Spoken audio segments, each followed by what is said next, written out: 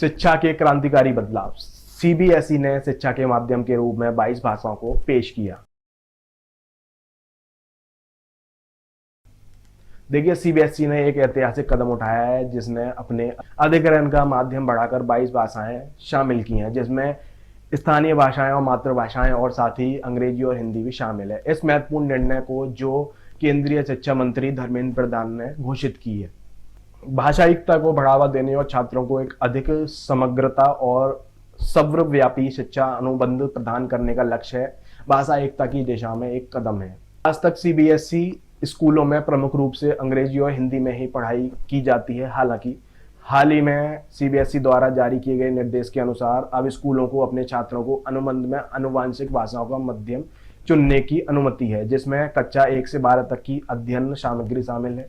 यह महत्वपूर्ण कदम राष्ट्रीय शिक्षा नीति यानी एनईपी के सिद्धांतों के साथ मेल खाता है, जिसमें शिक्षा के स्थानीय भाषाओं और मातृभाषाओं को प्रमोट करने का महत्व दिया जाए। मातृभाषा शिक्षा के माध्यम से छात्रों को सशक्त बनाने के लिए प्रधान ने बताया कि अब उन्हें अपनी मातृभाषा में पढ़ने का विशेष महत्व दिया जाएगा। यहाँ छात्रों को आमतौर पर उनकी मातृभाषा में अधिक समझ और अच्छे स्थानीयों में अधिगम होता है, खासकर जब विभिन्न विषयों की शिक्षा प्रकृति तरीकों से होती है। देखिए, सीबीएसई स्कूलों का लक्ष्य है कि 22 भाषाओं को व्याकरण के रूप में प्रस्तुत करके छात्रों को विभिन्न भाषाओं के साथ ही जुड़े विभिन्न परिस्थितियों में उनकी शिक्षा में सफलता प्राप्त हो। इसके लिए नई योजनाओं के तहत एनसीईआरटी द्वारा एक नया पुस्तकालय तैयार किया जा रहा है। वहीं इस परिवर्तनात्मक कदम में राष्ट्रीय शैक्षिक अनुसंधान और प्रशिक्षण परिषद को नई भाषाओं का विकास करने की कृति दी गई है, वहीं ताकि छात्र अपनी चुनी हुई माध्यम से विभिन्न विषयों में उच्च गुणवत्ता वाली शिक्षा प्राप्त कर सकें। इस प्रयास के तहत सीबीएसई स्कूल अब भाषाओं की परीक्षाएं भी आयोजित करेगा, जिससे छात्र अपनी पसंदीदा भाषा में प्रदर्शन करके अपनी ज्ञान और कला को प्रमोट कर सकेंगे। यह कदम न केवल छात्रों को उनकी पसंदीदा भाषा में शिक्षा प्रदान करने के लिए प्रोत्साहित करता है, बल्कि साथ ही एक सामाजिक और सांस्कृतिक गर्व को भी बढ़ावा देता है। क्या विद्यार्थियों को मातृभाषा में पढ़ाई से उनकी पढ़ाई में असर होता है?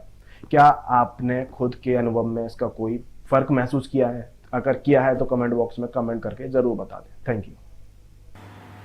In accordance with what is there in the National Education Policy 2020. And 2020 National Education Policy is like the DNA of what India's education or the future society is going to be. It clearly says that children learn best in their mother tongue, in their local language, and till class 5, that is the foundational part, or if possible till class 8. Children should be taught in the local languages. The NEP is very clear about it.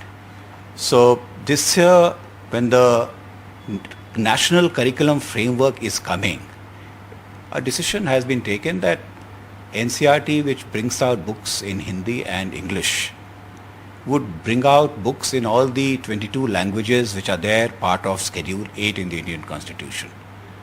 And these language books would be available in digital form.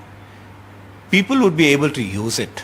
If states want to use it, if schools want to use it, they will be able to use it, because you need learning and teaching material in the languages you are trying to study.